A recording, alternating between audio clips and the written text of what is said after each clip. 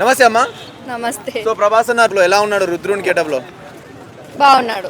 ఎలా అనిపించింది లుక్ చూసినప్పుడు ప్రభాస్ అన్నది? లుక్ చూసినప్పుడు చాలా హై లెవెల్ గా అనిపించింది. మూవీ పైన ఎలాంటి ఎక్స్పెక్టేషన్స్ ఉన్నాయి మరి కన్నప్పలో? మూవీ పైన ఈసారి ఇది పెద్ద హిట్టే కొడుతుందని చెప్పేసి నాకు కొంచెం ఎక్స్పెక్టేషన్ ఉంది. అంటే ఇప్పుడు ఈ కన్నప్పలో ప్రభాస్ క్యారెక్టర్ చాలా చిన్నది అంటున్నారు. మరి ఆ చిన్న క్యారెక్టర్ని ఎలా చూపించబోతున్నారు? ఒకవేళ స్క్రీన్ మీద వస్తే ప్రభాస్ అన్న ఎలాంటి ఎంజాయ్మెంట్ చేయాలనుకుంటున్నారు మీరు? ప్రభాస్ క్యారెక్టర్ అందులో చిన్నదైనా చేసేది ప్రభాస్ కదా, సో హైలైట్ గా ఉంటుంది. ఓకే, సో విధ్వంసాన్ని సృష్టించబోతున్నాడా మరి ప్రభాస్? సృష్టించబోతున్నాడు. అంటే ఈ 3 నిమిషాల క్యారెక్టర్ తోటి 1000 crores కొట్టే ఛాన్స్ ఉంది అనుకుంటున్నారా? ఉంది. సో పుష్ప రికార్డ్ బ్రేక్ చేస్తుందా? మేబీ.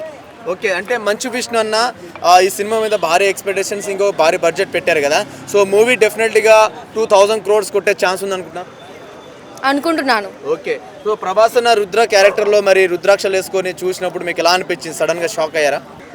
అది కొత్త గెటప్ లాగా అనిపించింది అనమాట. ఇంతవరకు ఆయనను డిఫరెంట్ యాటిట్యూడ్స్లో లుక్స్లో చూసినాం కదా, ఇప్పుడు ఇది మాత్రం చాలా వెరైటీగా ఉంది. సో ఏదో డిఫరెంట్గా సంథింగ్ ఏదో ఈ సినిమాలో కొత్తగా ఏదో ఉండబోతుందని చెప్పేసి నాకు అనిపించింది. ఓకే, రుద్రుడు క్యారెక్టర్ అంటే ఒక విధ్వంసాన్ని సృష్టించగలడు. మరి ప్రభాస్ అన్న ఈ సినిమాలో ఎలాంటి విధ్వంసాన్ని సృష్టిస్తారు?